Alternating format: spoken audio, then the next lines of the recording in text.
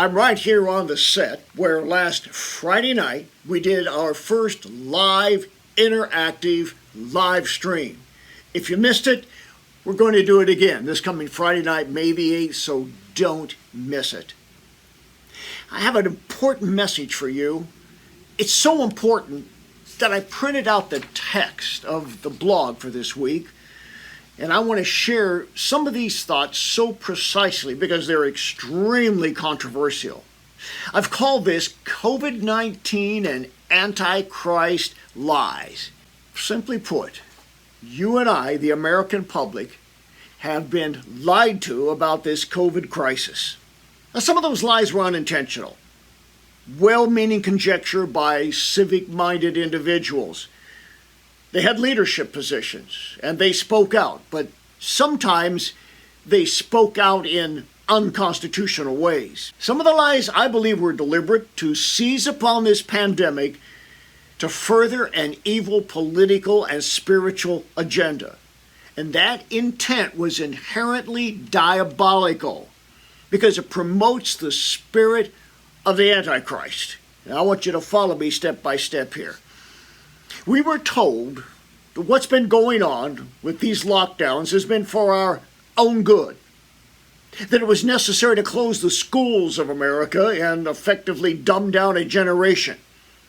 Because New York City, the epicenter of the pandemic, was in a health crisis, some politicians insisted we all had to become New York and lock ourselves down lest we die by the millions. New York has just 6% of the population of the United States of America, but had 1/3 of all COVID deaths.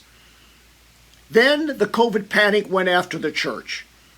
Congregations of any size anywhere were forbidden to worship, even if they practiced social distancing. Pastors were arrested. Even driving into a church parking lot could get you a $500 fine. Almost any surgical procedure, non-COVID, was deemed unnecessary.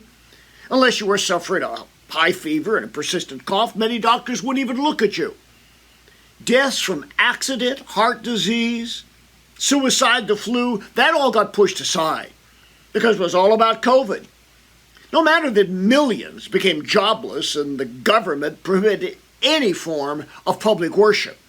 And notice, what wasn't banned in most states? Lottery, liquor sales, and marijuana dispensaries. Now, some died because they couldn't get what Big Brother said was non-essential surgery. Family members suffered in hospitals without visitors, and some of them died alone. Millions lost their jobs. They ended up in food bank lines.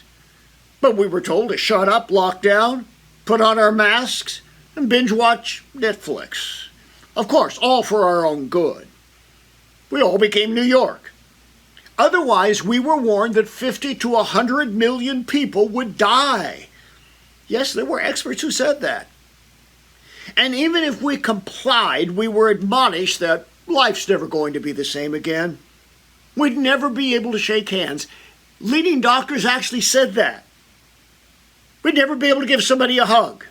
And a bigger government would have to monitor our every move with drones. Of course, all for our own good. I want to ask you a simple question.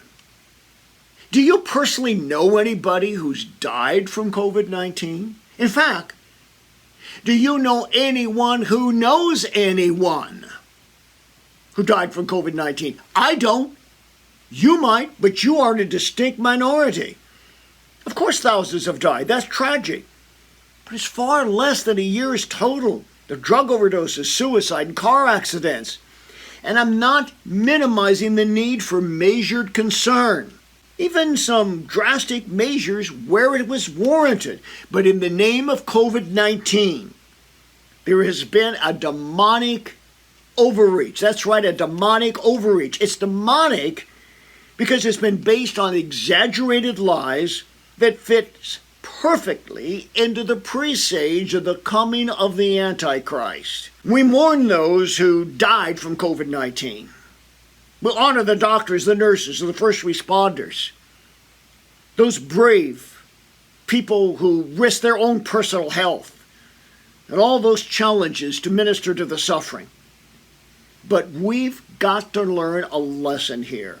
The son of perdition, spoken of in 2 Thessalonians 2:3, that man of lawlessness, as the King James puts it, and the NIV puts it, the Antichrist, will doubtless build his kingdom based on COVID-like lies. This pandemic was a ramp-up for the revealing of the evil one, the lawless one. And the question is, what are you going to do next time? And will you be ready when Jesus returns? If you'd like to learn more about spiritual warfare, we encourage you to subscribe to our YouTube channel and see all the other ways we can teach you about how to overcome evil in your life. A one-stop place with all the information at your fingertips is our website, boblarson.org. There you can see how to take the free demon test to see if you have a demon. You can also see what books we have available. I recommend, if you're looking for one to get started, our book, Curse Breaking. Also, at the website, you can learn how to enroll in our International School of Exorcism and to have your very own virtual one-on-one spiritual encounter. All these opportunities, by God's grace, we make available to you so that spiritually you can know how to get free, stay free, and live free. Your financial support and prayers make it possible for us to bring hope for the hurting and freedom to those in spiritual bondage. For the latest information regarding ministry outreaches, go to boblarson.org or call 303-980-1511.